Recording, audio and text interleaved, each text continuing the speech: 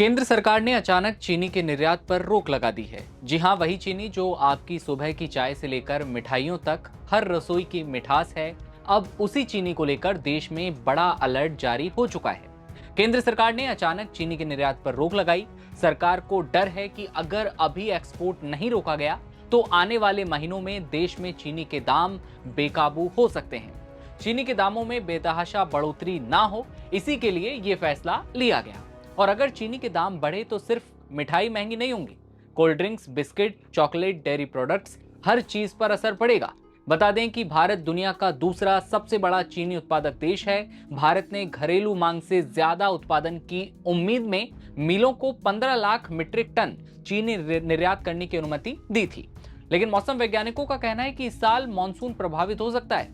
कम बारिश का सीधा असर गन्ने की खेती पर पड़ेगा और अगर गन्ना कम हुआ तो चीनी भी कम बनेगी। यानी आने वाले दिनों में बाजार में चीनी की किल्लत और दामों में भारी उछाल देखने को मिल सकता है। और इन्हीं हालातों से निपटते हुए सरकार ने चीनी का एक्सपोर्ट रोकने का फैसला किया है।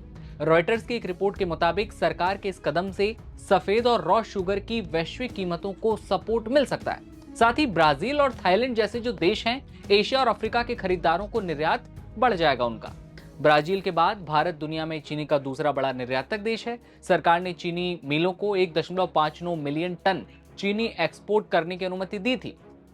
माना जा रहा था कि उत्पादन घरेलू मांगों से ज्यादा रहेगा, लेकिन लगातार दूसरे साल उत्पादन की खपत से कम रहने का अनुमान है। इधर भारत ने जैसे एक्सपोर्ट पर बैन लगाने का ऐलान किया, इसका असर पूरी दुनिया में दिखाई देने लगा।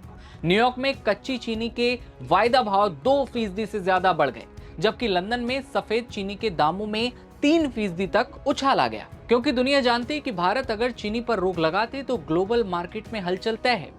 डीलरों का कहना है कि ट्रेडर्स ने करीब 8 लाख टन एक्सपोर्ट के लिए कॉन्ट्रैक्ट साइन कर दिए हैं और इसमें से 6 लाख टन से ज्यादा चीनी एक्सपोर्ट की भी जा चुकी है। सरकार का कहना है कि जो रॉ और सफेद शुगर है उसका एक्सपोर्ट अब रोका गया है। कुछ शर्तों के साथ एक्सपोर्ट की अनुमति होगी, लेकिन सवाल यह भी है कि जो माल पहले से निर्यात की प्रक्रिया में है, क्या उसे रोक दिया जाएगा?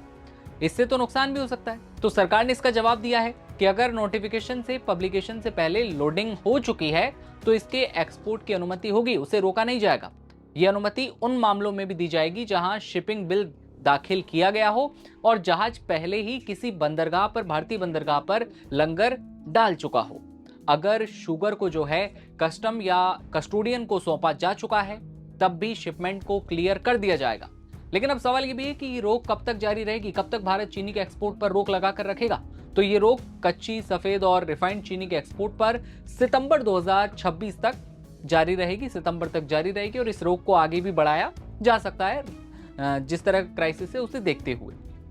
यानी कि अब साफ है, संकेत है कि सरकार आने वाले महीनों में खाद्य महंगाई को लेकर बहुत ज्यादा सतर्क है। लेकिन अब देखना होगा क्या सरकार का ये फैसला देश में चीनी के दामों को काबू में रख पाएगा या फिर आने वाले दिनों में जो आम आदमी की चाय की मिठास है वो वाकई और ज्यादा महंगी होने वाली है। क्योंकि चीनी के एक्सपोर्ट को लेकर हालांकि सरकार ने फैसला ले लिया है बड़ा, लेकिन आने वाले दिनों में देखना होगा कि क्या दाम बढ़ जाएंगे। इस खबर पर आपकी क्या राय है बताइएगा आप कमेंट सेक्शन में, और देखते रहिए आप तमाम खबरों के लिए नवभारत टाइम्स।